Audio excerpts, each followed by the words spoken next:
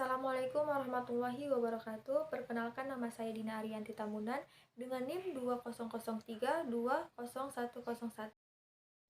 Adapun judul materi yang ingin saya bahas yaitu budaya risiko dan aspek fundamental manajemen risiko. Budaya risiko yang terdapat 3 bagian, yaitu yang pertama pengertian budaya risiko, yang kedua tahapan pengembangan budaya risiko, dan yang ketiga strategi pengembangan budaya peduli risiko. Nah, di sini yang pertama ada pengertian dari budaya risiko. Apa sih yang dimaksud dengan budaya risiko? Budaya atau peduli risiko atau risk awareness culture adalah suatu pola perilaku semua personil atau pegawai dalam berinteraksi dan berpersepsi pada suatu organisasi yang mempertimbangkan risiko dalam setiap proses pengambilan keputusan dan cara melakukan pekerjaan secara berkelanjutan. Keberhasilan berkomunikasikan dan mengintegrasikan manajemen risiko dalam sebuah organisasi tidak terletak pada tekniknya, akan tetapi tergantung pada seluruh pegawai organisasi selaku pengambil dan pengelola risiko pada organisasi tersebut. Jumlah pegawai, karakter individu, sikap atau attitude, dan keterampilan dari masing-masing pegawai yang berbeda dalam organisasi menuntut adanya budaya organisasi di mana setiap orang dituntut untuk mencapai pimpinan risiko atas setiap tugas yang diembankan kepadanya, karena setiap pegawai bertanggung jawab atas setiap kegiatan dan hasil kerjanya. Yang kedua yaitu tahapan pengembangan budaya risiko. Budaya risiko hendaknya dikembangkan sesuai dengan nilai-nilai organisasi dalam melaksanakan kegiatan untuk mencapai sasaran di seluruh jajaran organisasi. Budaya risiko diwujudkan melalui pemahaman dan pengelolaan risiko sebagai bagian dari setiap proses pengambilan keputusan di seluruh tingkatan organisasi. Bentuk pemahaman dan pengelolaan risiko sebagaimana dimaksud yang di atas dalam proses pengambilan keputusan di seluruh tingkatan organisasi antara lain berupa, bisa kita lihat di sini, yang pertama komitmen pimpinan untuk mempertimbangkan risiko dalam setiap pengambilan keputusan. Yang kedua, komunikasi yang berkelanjutan kepada seluruh jajaran organisasi mengenai pentingnya manajemen risiko. Nah, yang ketiga, penghargaan terhadap mereka yang dapat mengelola risiko dengan baik. Yang keempat, dan pengintegrasian manajemen risiko dalam proses organisasi.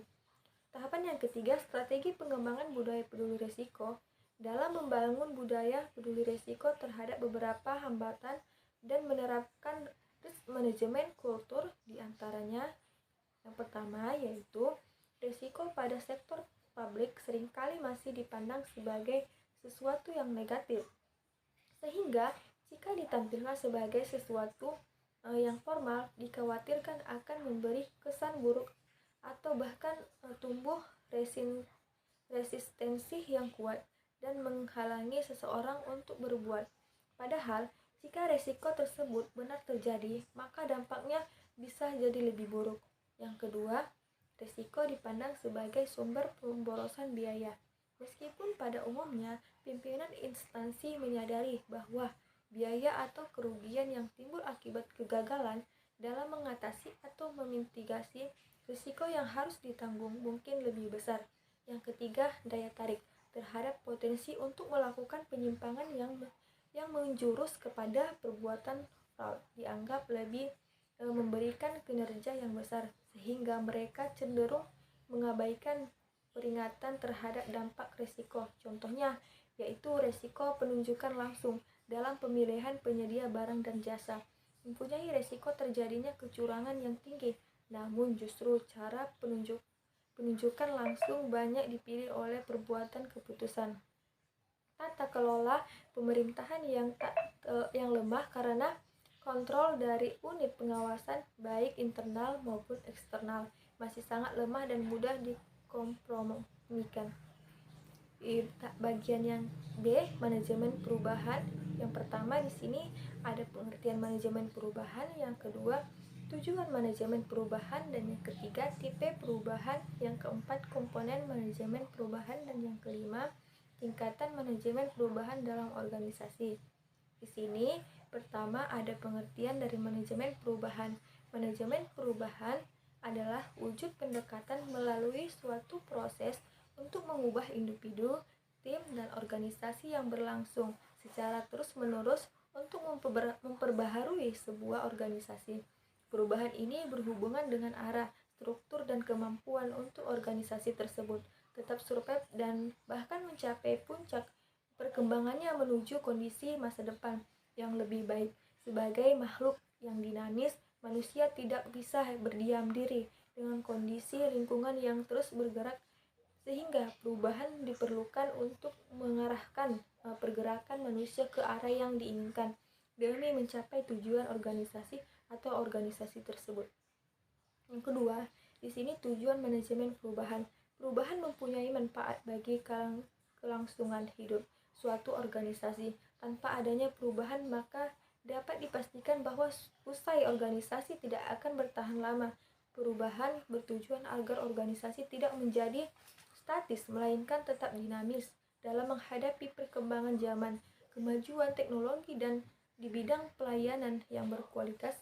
Setidaknya ada 3 tujuan manajemen perubahan yang menjadi dasar dan perlunya perubahan di dalam organisasi. Di antaranya adalah yang pertama, untuk mempertahankan keberlangsungan hidup organisasi, baik itu jangka pendek maupun ke jangka panjang. Yang kedua, untuk menyesuaikan diri dengan perubahan yang terjadi di lingkungan eksternal atau sikap tenaga kerja, perubahan strategi korporasi, perubahan teknologi dan peralatan, dan lainnya. Serta di lingkungan eksternal, yaitu perubahan pasar, perubahan hukum, kebijakan pemerintah, teknologi, dan lainnya. Yang ketiga, untuk memperbaiki efektivitas organisasi agar perbaikan efektivitas tenaga kerja, perbaikan sistem dan struktur organisasi, dan implementasi strategi organisasi. Yang ketiga, di sini ada tipe perubahan, yang mana perubahan terdiri dari 3 tipe yang berbeda, di mana setiap tipe memerlukan strategi manajemen perubahan yang berbeda pula. 3 macam perubahan tersebut adalah: 1. Perubahan rutin, di mana telah direncanakan dan dibangun melalui proses organisasi. Yang kedua, perubahan peningkatan yang mencakup keuntungan atau nilai yang telah dicapai organisasi. 3. Perubahan inovatif, yang mencakup cara bagaimana organisasi memberikan pelayanan. Pada dasarnya tidak ada satupun pendekatan yang sesuai dengan manajemen perubahan. Metode-metode digunakan untuk komunikasi, kepemimpinan, dan koordinasi kegiatan harus disesuaikan dalam menemukan kebutuhan masing-masing situasi perubahan. Yang keempat, komponen manajemen perubahan.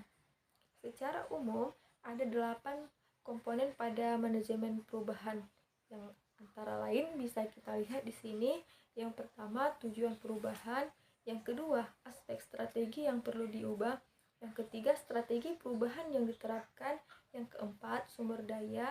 Dan yang kelima, pimpinan perubahan. 6.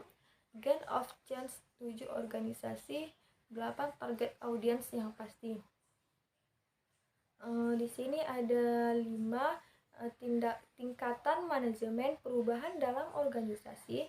Seperti yang sudah disinggung sebelumnya, bahwa secara umum change management merupakan upaya untuk menata dan mengelola organisasi ke arah yang diinginkan, sehingga dalam sebuah organisasi terdapat beberapa tingkatan manajemen perubahan, diantaranya sebagai berikut.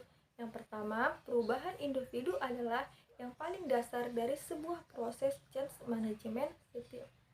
Setiap individu memang selalu dan akan mengalami perubahan, namun perubahan tersebut tidak secara otomatis ke arah yang diinginkan.